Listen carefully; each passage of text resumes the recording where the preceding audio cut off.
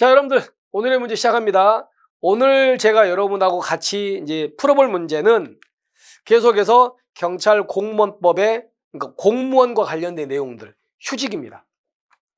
휴직인데 휴직에 대해서 이제 전체적인 걸 볼게요. 공무원이 신체 정신상 장애로 장기 요양이 필요합니다. 여러분 이거는 그러면 무슨 휴직입니까? 의원입니까? 이거는 직권입니까? 직권이죠. 직권휴직이잖아요.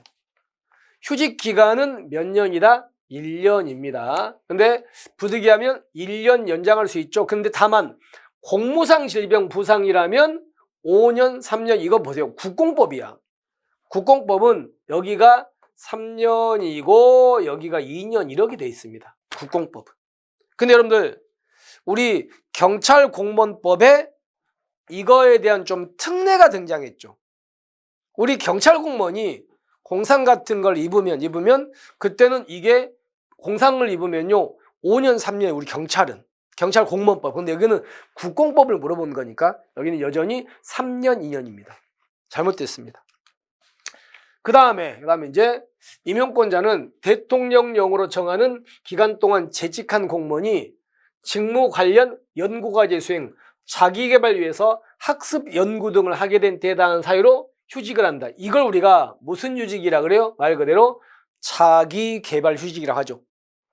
자기개발 휴직은 이거는 의원이기 때문에 원하면은 명할 수 있습니다. 근데 이거 자기개발 휴직 기간은 얼마? 1년 이내죠. 2년이 아니고 1년 이내입니다. 그러면 여러분 또 하나가 자기개발 휴직을 받으려면 대통령령으로 정하는 기간 동안 재직해야 돼요.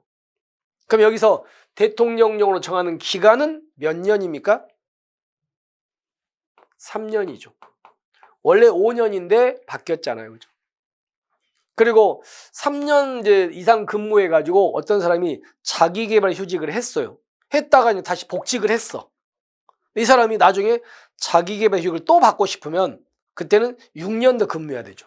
그래서 그런 것들 다시 한번 밑에 나오겠지만 여기서 미리 했습니다. 그래서 아까 봤던 대통령령으로 정하는 기간은 3년이고요.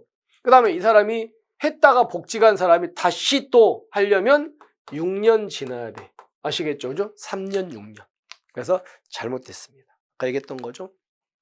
그 다음에 그러면 자기개발 휴직을 할 때 자기개발 휴직 사유가 있을 거 아닙니까? 자세하게. 따라서 여기 보시면 학위를 취득할 목적으로 국내 교육기관 등에서 교육과정 수강하는 경우 학위 취득하려고 이거는 자기개발 휴직 사유가 아니에요. 이건 아닌데 근데 문제는 자격증 취득 있죠. 이거는 맞습니다.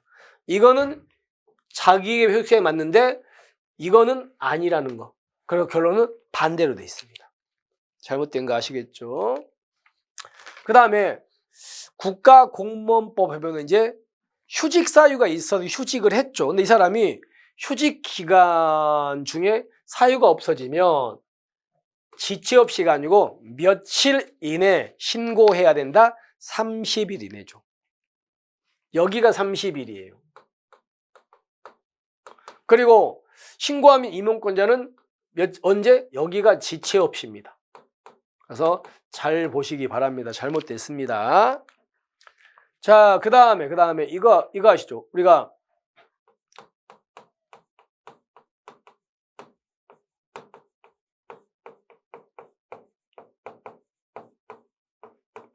여러분께서 승진소요 최저근무연수라고 들어보셨잖아요. 예를 들어서 보세요. 총경이라는 계급은 최소한 총경에서 몇 년 이상은 근무해야 승진할 수 있는 길이 열립니까? 3년이죠. 그죠? 총경은 3년. 그 다음에 경정하고요. 경감은 그 계급에서 몇 년? 2년 근무해야 됩니다. 나머지 이제 경위, 경사, 경장, 순경은 이 계급에서 1년 근무해야 돼요. 이걸 우리가 이제 승진소요 최저근무연수. 근데 문제는 이 기간 중에 어떤 경찰이 휴직을 했다. 휴직을 직위해제를 당했다. 징계를 먹었다. 이러면 이 기간은 승진, 소요, 최저금 연수에 산입합니까? 산입하지 않습니까? 산입하지 않는 게 원칙이죠.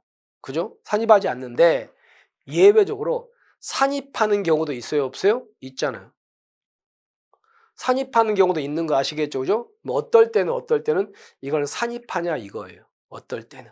자, 그렇게 해가지고 그 부분들을 좀 조심하시면 되는데 문제는 어떤 경찰이 휴직을 하면은 휴직 기간은 이 기간에서 빼버리는 건데요. 예외가 있죠. 어떤 경우냐면 그 경찰이 공무 수행하다가 다쳤어요.